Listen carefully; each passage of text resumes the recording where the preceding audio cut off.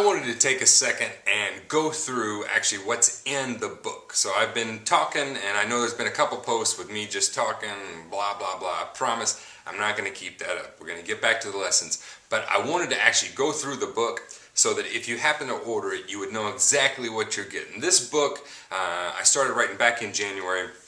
It's called Functioning in Time, and it goes through several things from the perspective of permutations and combinations, the concepts of permutations and combinations. And what I did was I took a lot of the requests that you guys had given me, so this is kind of like you guys helped me write this book, right? Because you guys were requesting, hey, can you do some linear patterns? Hey, how about some New Orleans funk stuff? Hey, how about some odd time signatures? Hey, how about some Latin stuff? Hey, how about this? I thought, how can I get to all of these? And there's no way. And I thought, I had some ideas, and I thought, well, why don't I write a book incorporating some of these, and then I can actually teach some from it. Then you guys have the sheet music, because a lot on the videos are like, can you put some sheet music up? And there's just so many hours in a day. So the end product of that is this book. So we'll start going through it. On the cover you'll see my ugly mug. We'll get past that real quick. There's explanations of what actually permutations are here in the beginning. I've got 4 pages. I will not go through that right now. You can read that if you happen to get the book. There's actually 4 pages of explanation of what's going on. And what I want to stress is this book can be for the beginner, the intermediate, or the advanced. I was practicing some of this stuff the other day, and I got frustrated. I'm like, holy cow, some of this stuff, I want to apply some of these concepts in ways I haven't applied them, because I'm working through it going, man, this is challenging me in some ways, and that's good, but some of it I can sight read, so some of it is easy, and it goes all the way to hard. So we're working through it with the concept of permutations. Permutations, if you looked at David Garibaldi's awesome book called Future Sounds, he has a small section in there on permutations where he takes the beat and moves it. A permutation is, it's in a permutation, and I won't go too deep with this. You can get the book and read it if you want to. A permutation is actually order and repetition do matter. So you need to maintain an order that it comes in, and then you also don't need any repeating elements. Okay, that's very important. You can permutate over a bar line. Say you start a fill on the E of 2 and end it on the E of 2 in the next measure. Or it can actually permutate within the bar. So the end of, say you want to start on the E of 2, well, you would permutate that all around, and that would wrap around at the beginning of the measure. Okay? So to get you used to the permutations, the first section here is permutations over the bar line. And to get you used with that, there's some hand and foot exercises. Okay, these are simple. Right, left, foot, foot. Right, left, foot, foot. That's easy. And so what we do is we go through some of these warm-up exercises with the concept of permutations in there. And you can see it's a whole section on there. There's probably 10 pages on warm-up exercises, hand and foot stuff. The next section is going to be permutating over the bar line with fills. So you have simple 8th note fill here, permutated over the bar line. Then we go to a 16th note fill, permutated over the bar line, just to get the idea of it. And then we go on and we go to using those in a groove. The 8th note fill permutated over the bar line with a groove, and you can see this is pretty simple stuff. You would be able to sight read this, and that's good because it's getting you used to this concept that we're going to be working through in the book. And then immediately it gets into some linear fills. Now the cool thing is these 2 fills actually repeat a couple times in the book. So once you learn these fills, we're going to use them a couple times throughout, so that you don't have to relearn patterns again. Okay? So you can, if you want to, you can just take this and learn that. That's actually something I did a lesson on, again, on YouTube. This one, don't look at the sticking. The sticking's wrong. I had to redo the sticking. But these reappear. So the second section is permutating within the bar. Okay? Here we go. Now, with the groove permutations, we're actually going to take simple grooves, and I go beginner, intermediate, and advanced. The beginner, we're going to leave the hi-hat and the snare the same, and then we take the bass drum and we move it over a 16th note and permutate that throughout the bar. Okay? That's easy. We do the same thing with the snare, where the hi-hat and the bass drum stay the same in a groove, and the snare permutates. Now the hi-hat is going to permutate in this one, the snare and kick stay the same. Then it moves on to intermediate, and the grooves get a little bit harder as they go on to advanced, until you get to the groove studies, where it's actually a linear pattern. This is a 2-bar, it repeats, a 2-beat, it repeats, and so that's going to take 8 measures to resolve. And so then you take that pattern and you actually permutate it over. This is the snare, the bass drum's permutating, then we permutate the hi-hat just like we did before. Then we permutate the snare, then you permutate the whole bar. And again, this is just a quick overview. I just want you to know what you're ordering if you happen to order this.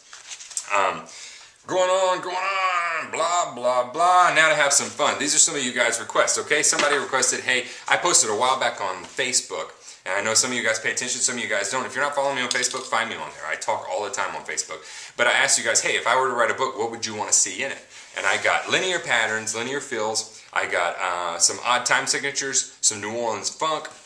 So guess what? Funk in 5/4. Remember that lesson I did not too long ago? Well, I did that lesson because I was thinking about this. So I actually take this 5/4 groove and I permutate it. Okay, that's way more advanced. We permutate the whole groove, and then we go on to the groove for Funky Drummer. Somebody asked me to dissect that. Well, here's the groove for Funky Drummer written out, and now we're going to take it and mess around with it, so that by the time you get done with this page, you're so freaking comfortable with that groove that it's ridiculous. Okay, this is going back to drum and bass and also sampled music. I use a lot of grooves that were sampled in popular music.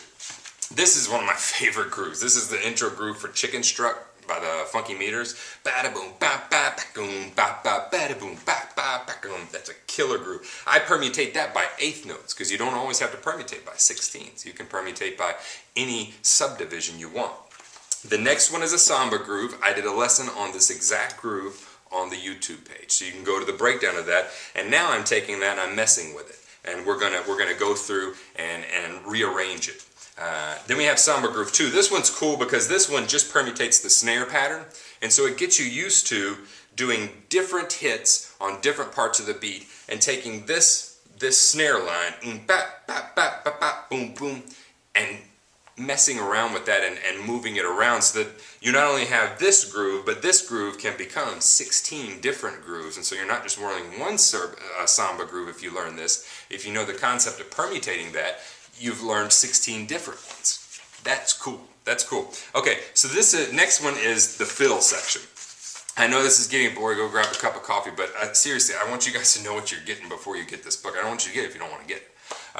We start off with some very simple quarter note fills, goes to eighth note fills, turning the page. I need a page turner, you know, like classical people, they'll have somebody that sits up there and like every now and then they'll get up and turn the page and then sit back down.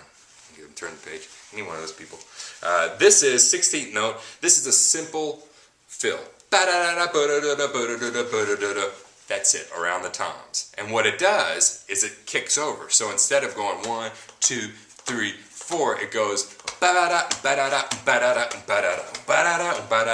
or starting on the ands. It's cool. Goes through that whole thing. Once you get this concept through, it really opens up your soloing and how you think about these things. After we learn those basic ones, then I have linear fills written out that you're going to go through and permutate. You'll recognize this one from the first section. Don't have to relearn it. There's 5 linear fills here, and 2 of them are repeated linear fills. This one I permutate off the 8th note. This is the one we did earlier in the book. And then this is a new one with rests, so that you learn to permutate and deal with the rests as well. Section 3, combinations and beat slicing. Now, permutations and combinations is like a mathematical term. Okay, you can actually do those with numbers. In permutations, it's like you maintain the linear order, right? So you have 1, 2, 3, 4 in a circle. And if you rotate that circle, you have to maintain the order and you can't have any repeating elements. So it's like rotating a clock. So instead of being 1, 2, 3, 4, it would be 4, 1, 2, 3. And click it again, it would be 3, 4, 1, 2. Click it again, 2, 3, 4, 1. The order's maintained, so there's only 4 permutations for the numbers 1, 2, 3, 4. Does that make sense? Combinations, order and repetition don't matter. So you can repeat elements as much as you want, and you don't have to maintain the same order. Ergo, flying into drum and bass. I did a lesson a while back, and this is when drum and bass really clicked for me. And so this is several people in the drum and bass field, this is how they view this, okay? And so I wanted to break it down so you guys could see how to take those segments and start to mess with them in your mind. Explanation, and then we're going to do what's called beat slicing. We're going to first slice, let's see, vertically. I just didn't want to get ahead of myself. We're going to slice vertically first. I dissected 3 very much sampled grooves. The Amen break, which is the most sampled drum break, and it led to the advent of drum and bass once it got sped up. I have that groove on here.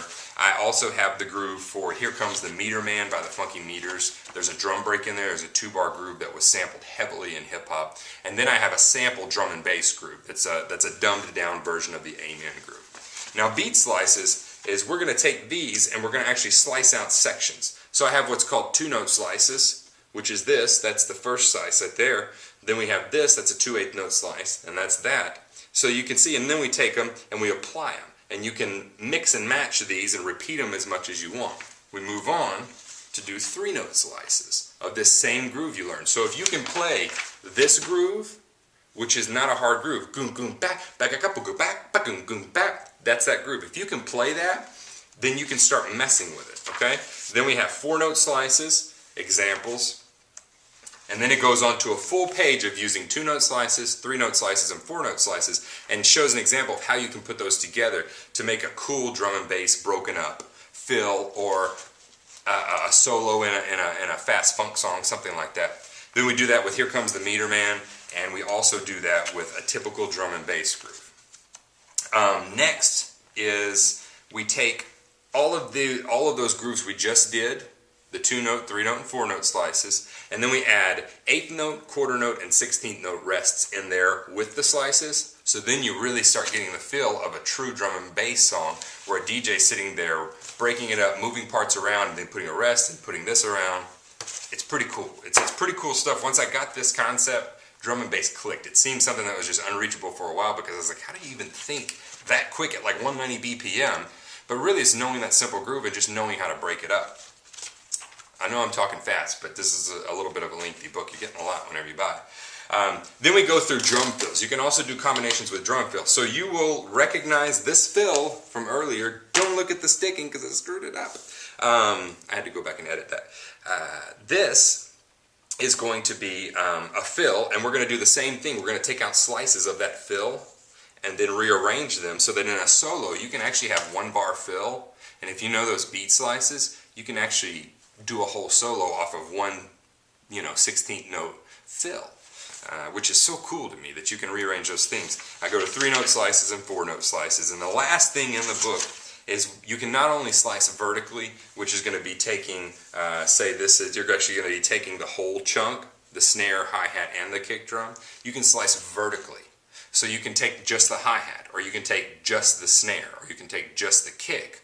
So goom goom, bap, bap, or the kick and the hi-hat together, or the snare and the hi-hat. You can arrange them however you want. Remember, all rules are off with combinations. Order, repetition, it doesn't matter. You can repeat whatever you want. And then we go through and you do there's an example of full slice combinations with the Amen groove. And I leave it open interpretation for you, and then, that's it. And then on the back is My Ugly Mug again. And one of my favorite quotes, I put the quote back there because sometimes I'll be working through, I did this today. I was working through some stuff, and I was like, you know what, flip this, I can't get this, you know what, I'm out. So I went away and I said, you know what, 5 minutes later I said, I'm going to go back in and try it one more time. I came back in here, bam, it clicked. And I was like nailing stuff out, and I'm like, I'm Dave Weckl! Not, but, in my mind, how something clicks and you're like, man, all of a sudden you feel like you've just grown, 8 feet. But the quote is by Thomas Edison. It says, our greatest weakness lies in giving up. The most certain way to succeed is always to try just one more time, right? So I wrote that so that if you're working on this book and you go, you know what, bump this. You close the book, you got to look at that. You got to look at My Ugly Face, which encourages you to open the book back up so you don't have to look at it anymore. And you see that quote and go, you know what, let me give it just one more shot. All right, let me try this one more time. This is the book. This book, I couldn't have written it without you guys because you guys gave me the information of what I thought you might want to deal with. And I came up with the concept of, you know what, I haven't seen a book on just permutations and combinations. So let me write a book on that and deal with all these issues that these guys are asking me about. So, if you want it, again, Monday I've had people been emailing me all weekend. Yes, I have it or I could sell it, but I don't want to yet. I'd rather wait till Monday.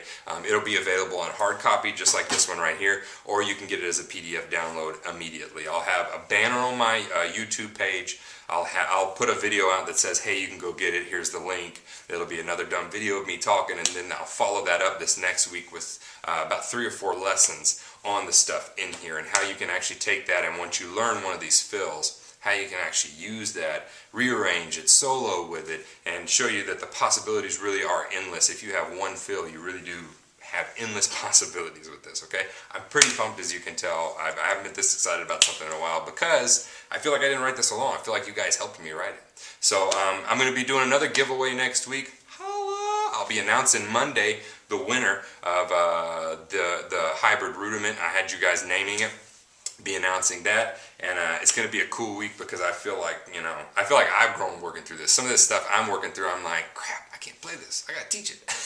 And then some of it I go through and I can sight read. But some of these concepts, when I take them and start to use them, I go, man, this is some cool stuff. It's really hard, and it's challenging, and it's applicable. So I hope you like it.